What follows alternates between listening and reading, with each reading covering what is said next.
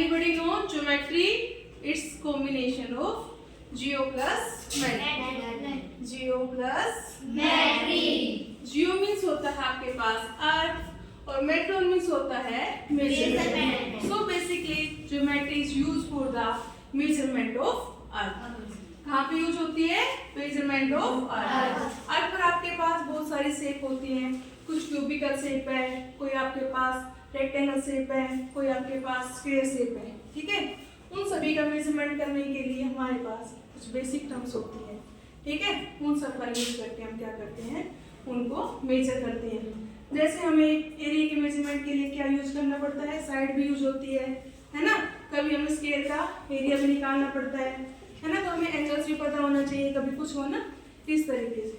तो हम यहाँ पर कुछ बेसिक टर्म्स के बारे में आज आपको बताते हैं. सबसे पहले हम डिस्कस करते हैं पॉइंट के बारे में.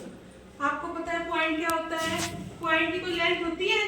कोई ब्रेथ होती है? तो हम बोल सकते हैं point have no dimension, it shows only location. So let us we draw circle. ठीक है, हमने क्या ड्रॉ किया? Circle.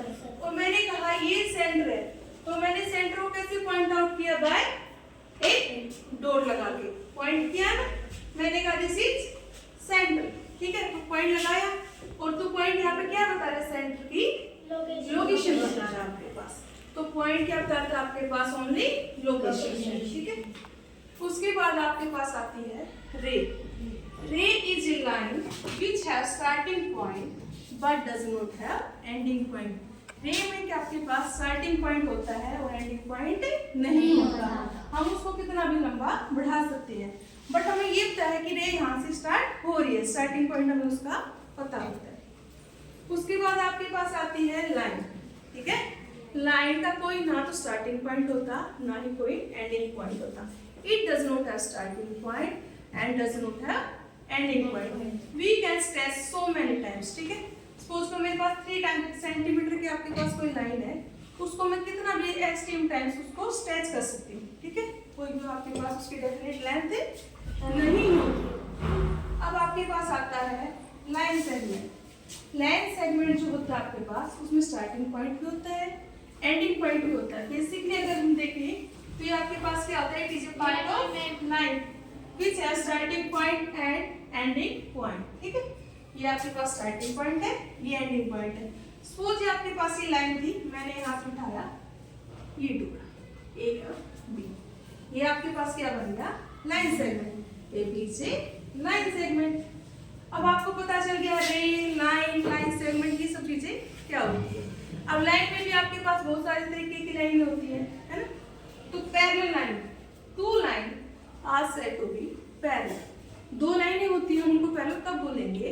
To line are said to be parallel if their perpendicular distance between them is always same. ठीक है, आपके पास कोई भी दो लाइनें हैं, वो जा रही हैं, उनके बीच की दूरी हमेशा क्या रहेगी? सेम रहेगी. सपोज करो आपके पास एक ये लाइन है, एक ये लाइन है. इसको मैं कितना भी स्ट्रेच करूं, दोनों के बीच डिस्टेंस अगर 5 सेंटीमीटर है, तो आपके पास हमेशा क्या रहेगा? 5 सेंटीमीटर ही रहेगा. They never intersect. और ये कभी भी आपस में नहीं मिलती, चाहे मैं इसको कितना भी लंबा खींचूं. ठीक है, उसके बाद होता है आपके पास perpendicular lines. Two lines are said to be perpendicular if they have 90 degree angles between them. दो लाइनों के बीच अगर 90 डिग्री का एंगल्स है, तो उन लाइनों को क्या बोलेंगे? Perpendicular line. This line AB and this line is XY. We can say that line AB and XY are perpendicular line because they makes 90 degree angles between them. Okay? इनको क्या बोलेंगे? Perpendicular line. अब देखो कहीं पे line meet भी करती है ना, तो उसको क्या बोलते हैं हम? Intersecting lines. Two lines meet at a point. ठीक है, जहां पर वो लाइनें मिलती हैं उसको क्या बोलते हैं? Intersecting point. और जो लाइनें मीट करती है उसको क्या बोलेंगे? Intersecting line. आपने रेलवे ट्रैक देखा है? रेलवे ट्रैक कहीं ना कहीं जाके आपके पास मीट करती है ना रेलवे लाइनें. वहां पर जो आपके पास पटरी बिछी हुई होती है, वो कभी भी पर होती है आपके पास पैरेलल में? कभी भी नहीं होती ना कहीं जाके मीट करती है. तो जहां वो मीट करती है उसको क्या बोलेंगे? Intersecting point. ठीक है, आपके पास लाइन आती है coincident line. Two lines are said to be coincidents if they lie one another, ठीक है, दोनों बिल्कुल एक दूसरे के ऊपर है तो लाइनों को हम क्या बोलेंगे, कोइंसिडेंट्स लाइंस। तो हमारा आज तक का टॉपिक यही था कि लाइन के बारे में हमें थोड़ा डिस्कस करेंगे, क्या लाइन होती है क्या नहीं होती, ठीक है। Thank you.